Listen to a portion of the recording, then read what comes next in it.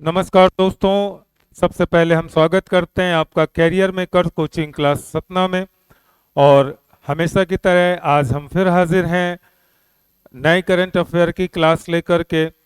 और जैसा कि हमारे मित्रों ने कमेंट्स किया है कि हमारे वीडियो उन्हें पसंद आ रहे हैं और वो लाइक्स और सब्सक्राइब कर रहे हैं, उसके लिए हम धन्यवाद देते हैं आपको।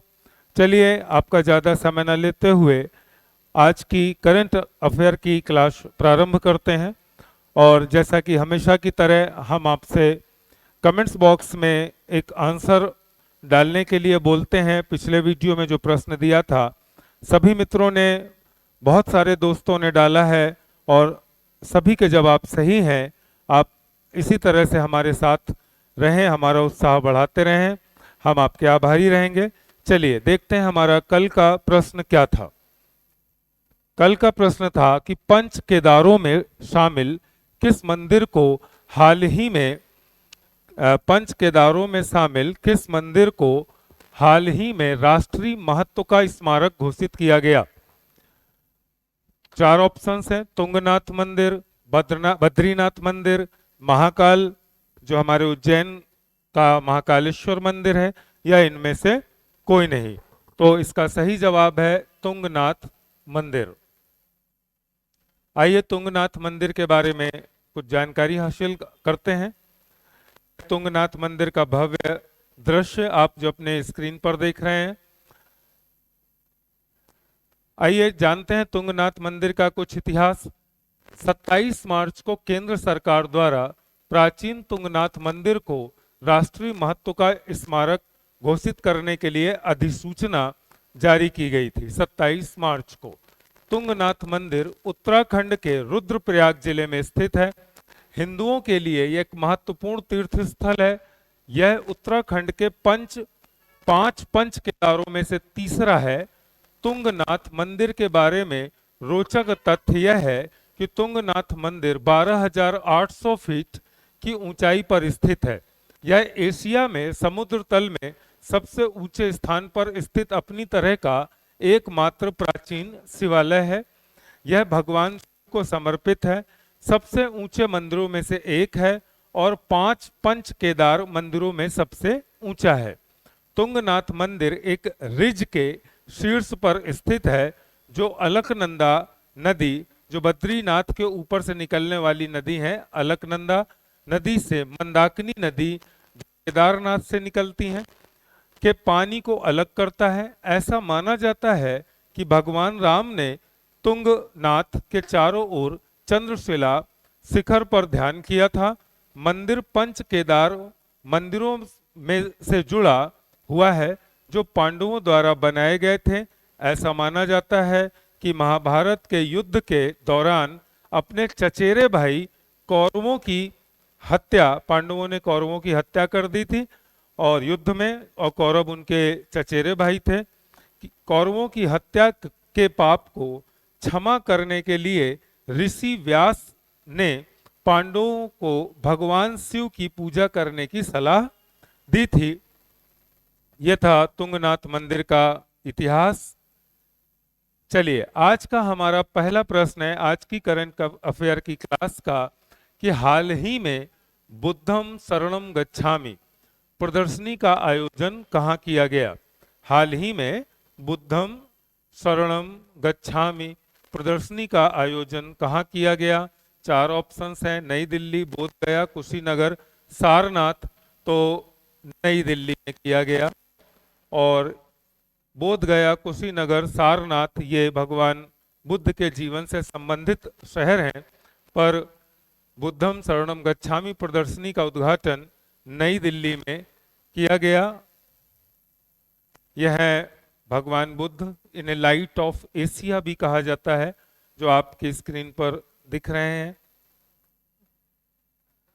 बुद्धम शरणम गच्छामि प्रदर्शनी हाल ही में दिल्ली में राष्ट्रीय आधुनिक संग्रहालय में हुई। इस आयोजन का उद्देश्य विभिन्न कलात्मक कार्यों के माध्यम से भगवान बुद्ध के जीवन और शिक्षाओं को प्रदर्शित करना था। विशिष्ट राजदूतों और राजनयिकों की उपस्थिति के साथ प्रदर्शनी में पर्याप्त बौद्ध आबादी वाले देशों में से महत्वपूर्ण भागीदारी प्राप्त हुई। माने बौद्ध आबादी वाले देश जैसे थाईलैंड, तिब्बत और भी कोरिया, ये भी सब शामिल हुए थे इस प्रदर्शनी में। चलिए दूसरा प्रश्न है, OFDA ओफडा 4000 क्या है? ये परीक्षण उपकरण है, अंतरिक्ष यान है, युद्धाभ्यास है, या इनमें से कोई नहीं है? तो इसका सही जवाब है परीक्षण उपकरण। यह एक परीक्षण उपकरण है। आइए जानते हैं ओफडा के बारे में। कश्मीर के हस्तशिल्प और हथकरघा विभाग ने ओफडा OFDA 4000 के रूप में जाना जाने वाला एक अत्याधुनिक उपकरण प्राप्त किया है। यह उपकरण पश्मीना एक बकरी होती है जिसके बालों से शाल और ऊनी कपड़े बनाए जाते हैं, बहुत कीमती और थोड़ा दुर्लभ होती है। पश्मीना के परीक्षण और प्रमाणीकरण प्रक्रिया में क्रांति लाने के लिए तैयार है, जो एक शानदार कपड़े के लिए जाना जाता है, जो अपनी शानदार गर्मी, कोमलता के लिए पहचाना जाता है। पश्मीना, उसके परीक्षण के लिए OFDA 4000 अभी कश्मीर को मिला है। पैन जेनोम किससे संबंधित है? पैन जेनोम जो शब्द है वो किससे संबंधित है? जीव विज्ञान से, भौतिक विज्ञान, रसायन विज्ञान या मनोविज्ञान से? तो हमारा सही जवाब है जीव विज्ञान से। जीव विज्ञान से संबंधित है पैन जेनोम। आइए जानते हैं पैन जेनोम है क्या। वैज्ञानिकों ने मानव आनुवंशिकी पैन जेनोम में एक महत्वपूर्ण विकास का खुलासा किया है। यह शब्द एक नए और अधिक विविध DNA ब्लूप्रिंट को संदर्भित करता है, जो मानव स्वास्थ्य और बीमारियों की हमारी समझ में क्रांति लाने की क्षमता रखता है। अगला प्रश्न है हमारा, मातृ और नवजात स्वास्थ्य में सुधार और उत्तरजीविता और स्टिल बर्थ को कम करना, यह रिपोर्ट किसने जारी की है? UNO ने, WHO ने, यूनिसेफ ने या भारत सरकार ने? तो इसका सही जवाब है UNO। UNO ने मातृ और नवजात स्वास्थ्य में सुधार और उत्तरजीविता और स्टिल बर्थ को कम करने के लिए एक रिपोर्ट जारी की है। यह मातृ और नवजात स्वास्थ्य में सुधार, मृत जन्म को कम करने, वैश्विक फोकस पर प्रकाश डालता है। एक बार फिर समझ लें, संयुक्त राष्ट्र द्वारा हाल ही में मातृ और नवजात स्वास्थ्य में सुधार और उत्तरजीविता और मृत जन्म को कम करना शीर्षक वाली रिपोर्ट जारी की गई थी। यह मातृ और नवजात स्वास्थ्य में सुधार और मृत जन्म को कम करने के लिए वैश्विक फोकस पर प्रकाश डालता है। हमारा अगला प्रश्न है, हाल ही में भूमि शासन पर राष्ट्रीय सम्मेलन कहां संपन्न हुआ? भूमि शासन पर राष्ट्रीय सम्मेलन कहां संपन्न हुआ, यह प्रश्न है। गुवाहाटी, सिलीगुड़ी, दार्जिलिंग, पिथौरागढ़? तो सही जवाब है गुवाहाटी। गुवाहाटी में भूमि शासन पर राष्ट्रीय सम्मेलन संपन्न हुआ। आइए जान लें ये क्या है। भूमि शासन, पूर्वोत्तर राज्यों में भूमि शासन पर राष्ट्रीय सम्मेलन हाल ही में गुवाहाटी में संपन्न हुआ। भू अभिलेखों के जो रिकॉर्ड होते हैं, भू अभिलेख के डिजिटलीकरण और आधुनिकीकरण पर प्राथमिक ध्यान देने के साथ सम्मेलन में ने भूमि शासन पर चर्चा के लिए एक महत्वपूर्ण मंच के रूप में कार्य किया। लाल बहादुर शास्त्री राष्ट्रीय प्रशासन अकादमी और भूमि संसाधन विभाग द्वारा सह आयोजित था यह सम्मेलन। इसका उद्देश्य समग्र प्रगति के लिए भूमि रिकॉर्ड विकास के महत्व को उजागर करना था। हमारा अगला प्रश्न है, हाल ही में संस्कृत मंत्रालय और MyGov ने किस नाम से एक सिंगिंग टैलेंट हंट लॉन्च किया है? 4 ऑप्शन है हमारे पास, युवा प्रतिभा, बाल प्रतिभा, सक्षम और युवा पोर्टल। तो सही जवाब है युवा प्रतिभा। युवा प्रतिभा नाम से संस्कृति मंत्रालय और MyGov ने एक singing Hunt talent Hunt launch किया है जिसका नाम है युवा प्रतिभा। हमारा अगला प्रश्न है, हाल ही में भारत ने किस देश को 01 बिलियन डॉलर की क्रेडिट लाइन प्रदान की है? श्रीलंका, इंडोनेशिया, पाकिस्तान और मॉरिशस। तो इसका सही जवाब है श्रीलंका। भारत सरकार ने अभी हाल ही में श्रीलंका को 1 बिलियन डॉलर की क्रेडिट लाइन दी है। हमारा अगला प्रश्न है, किस राज्य में हाल ही में इंदिरा गांधी महिला सम्मान निधि योजना को लॉन्च किया गया? ऑप्शन है हिमाचल प्रदेश, राजस्थान, केरल और मध्य प्रदेश। तो इसका सही जवाब है हिमाचल प्रदेश। हाल ही में हिमाचल प्रदेश में इंदिरा गांधी महिला सम्मान निधि योजना को लॉन्च किया गया। हमारा अगला प्रश्न है, हाल ही में किसने Laureus sportsman of the year 2023 award जीता है? हाल ही में किसने Laureus sportsman of the year 2023 का अवार्ड जीता है? चार ऑप्शंस हैं, Lionel Messi, Cristiano Ronaldo, Chris Gayle, इनमें से कोई नहीं। तो इसका सही जवाब है लियोनेल मेसी। जो भी खेल के प्रशंसक हैं वो फोटो देखते ही आंसर समझ गए होंगे, क्योंकि लियोनेल मेसी को ही Laureus sportsman of the year 2023 का अवार्ड मिला है। हमारा अगला प्रश्न है, किस देश के सुप्रीम कोर्ट ने हाल ही में समलैंगिकता को अपराध की श्रेणी से मुक्त किया है? माने किस देश की सुप्रीम कोर्ट ने कहा है कि समलैंगिकता अपराध नहीं है? तो चार ऑप्शन है, श्रीलंका, भारत, इंडोनेशिया, मालदीव। तो सही जवाब है श्रीलंका। श्रीलंका ने समलैंगिकता को वहां के सुप्रीम कोर्ट ने अपराध मुक्त घोषित किया है।